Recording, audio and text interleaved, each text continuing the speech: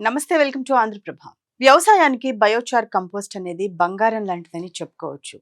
అసలేంటి biochar compost? ఇప్పుడు తెలుసుకుందాం.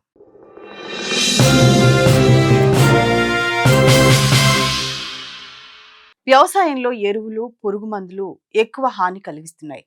దీంతో రైతులు క్రమక్రమంగా సేంద్రియ పద్ధతులపై దృష్టి సారిస్తున్నారు. ఈ క్రమంలోనే సాగును లాభసాటిగా మార్చుకోవడానికి బయోచార్ కంపోస్ట్ అనేది ఎంతగానో ఉపయోగపడుతుంది. ఇక్కడ మరో ముఖ్యమైన విషయం ఏంటంటే, దీన్ని రైతులు పంట వ్యర్థాలతోనే తయారు చేసుకోవచ్చు. ఈ క్రమంలోనే సేంద్రియ పద్ధతుల్లో ఈ మధ్య బయోచార్ వాడకం బాగా పెరిగింది. సాధారణంగా ఏ పంట అయినా సరే మంచి ఉత్పత్తిని అందించాలంటే ముందు ఆ భూమి సారవంతంగా ఉండాలి. భూసారానికి ముఖ్యమైనది సేంద్రియ కర్బనం, కానీ ఇది మట్టిలో స్థిరంగా ఉండదు. దీన్ని పెంచుకోవడానికే బయోచార్ను ఉపయోగించాలన్నమాట. నార్మల్గా బయో అంటే జీవం, చార్ అంటే బొగ్గు. బయోచార్ అంటే జీవం ఉన్న బొగ్గు అని అర్థం. పత్తి పంట అయిపోయాక ఎండిపోయిన పత్తి మొక్కలు, కందికట్టె, అలాగే వరి పట్టు వంటి వివిధ రకాల పంట వ్యర్థాలతో పైరోలిసిన్ విధానంలో దీన్ని తయారు చేసుకోవచ్చు.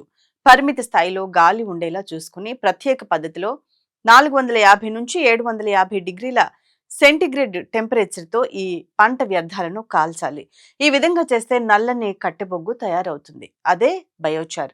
సాధారణంగా కాలిస్తే మొత్తం బూడిదగా మారిపోతుంది కాబట్టి ప్రత్యేకంగా ఈ పద్ధతిలో దాన్ని కాలుస్తారు. ఈ బయోచార్ను రైతులు ఇనుప డ్రమ్ముల్లో లేదా కందకం తవ్వి తయారు చేసుకోవచ్చు.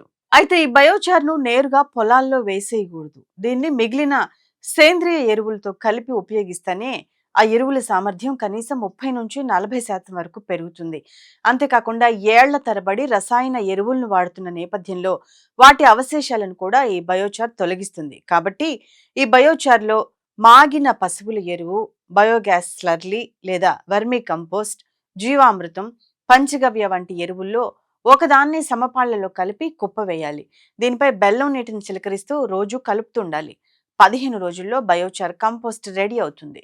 అప్పుడు దీన్ని పొలాల్లో వేస్తే మంచి ఫలితాలు వస్తాయి. అయితే పొలంలోని మట్టి గుణాన్ని బట్టి తగిన మోతాదులో ఈ బయోచార్ కంపోస్ట్ ను వేసుకోవాలి. ఇన్ని ప్రయోజనాలు ఉండబట్టి ఈ బయోచార్ ను నల్ల బంగారం అని కూడా పిలుస్తారు. ఇది మట్టికి పూర్తి ఆరోగ్య నిధి అని చెప్పుకోవచ్చు. నిజానికి రసాయన ఎరువుల వినియోగం ఎక్కువ కావడంతో మట్టిలోని సారం అంతా పోతుంది. మట్టి నిర్జీవంగా తయారైంది. అలాంటి మట్టిలో బయోచార్ జీవనాన్ని పెంచుతుంది. వరి పైరులో బయోచార్ వాడటం వల్ల చాలా ప్రయోజనాలు ఉన్నాయి. వరి పంట నుండి మిథేన్ అనే వాయువు ఉత్పత్తి అవుతుంది. ఇది పర్యావరణానికి హాని కలిగిస్తుంది. అలాగే వాతావరణ ఉష్ణోగ్రతలు పెరగడానికి కారణమవుతుంది. అలాంటప్పుడు బయోచార్ను ఉపయోగిస్తే మిథేన్ వాయువును పీల్చుకుంటుంది. దీనివల్ల పర్యావరణ కాలుష్యం తగ్గుతుంది.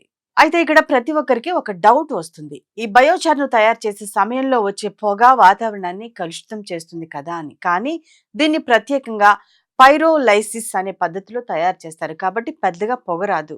ఎలాంటి సందేహాలు లేకుండా బయోచార్ను తయారు చేసుకోవచ్చు.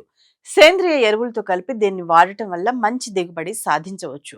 మొత్తంగా బయోచార్ కంపోస్ట్ వినియోగంతో భూమి సారవంతంగా ఉండటంతో పాటు ఆరోగ్యకరమైన పంటలను పొందే అవకాశం ఉంది. మట్టిలో కర్బన శాతం పెరగటం వల్ల రైతులకు మంచి లాభాలు వస్తాయి. అందుకే సేంద్రియ పద్ధతుల్లో ఈ మధ్య బయోచార్ వినియోగం బాగా పెరిగిందని చెప్పుకోవచ్చు.